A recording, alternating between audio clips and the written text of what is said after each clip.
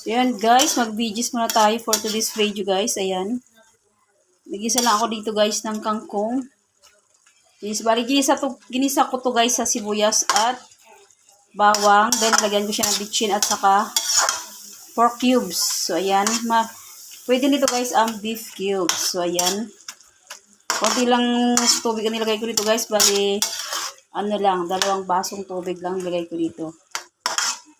Pangit naman pag maraming sabaw. So, ayan, nagprito ako guys ng isda na tangginggi. So, ayan, ilagay na natin. Ayan.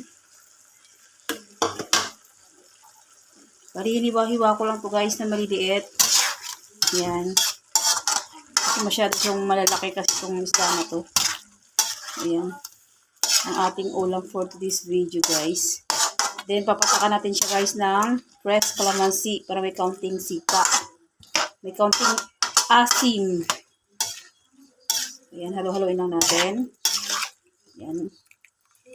Mekos lang natin, guys. Ayan, guys, oh.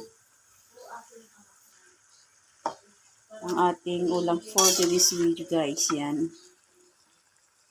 Hiniwa-hiwa ko lang, guys, ng malilit kasi masyado siyang malalaki.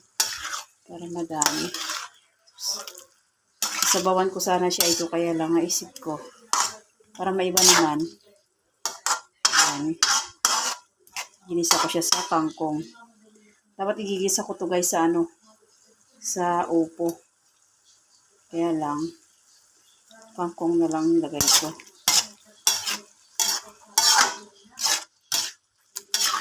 Hirap naman ang sandok ko na ito guys. So, magagamit ko pang sandok kasi siyansi guys. Oh. Yan. Tamad na kasi ako kumuha ng sandok kasi para dagdag hugasan na naman. Bali, dito ko na guys, ginisa yung ating kangkong sa pinagprituhan ng ating isda. So, ayan guys, balikan natin maya-maya kapag goods ng ating kangkong guys. Ayan. Ayan.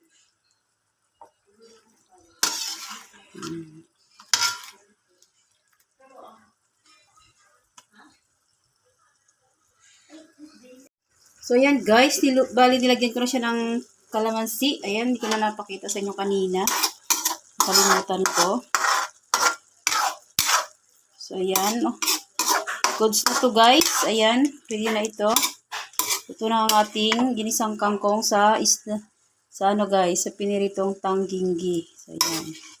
Talagang isda natin to guys is tangginggi to guys. Ayan. Hiwa-hiwa ko lang maliliit para marami siya kasi malalaki.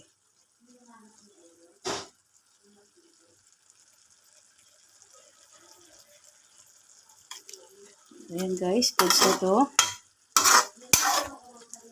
Ayan. Ayan, masyadong halo-haloin, baka madurog naman yung isda. Ayan, balikin nyo rito ko ang isda guys, bago ko ginisa rito para ang purpose nito ay hindi siya malansa, higit sa lahat, hindi siya madudurog. So, ganito guys. Pwede natin patay ng ating kalan. So, yun lang guys.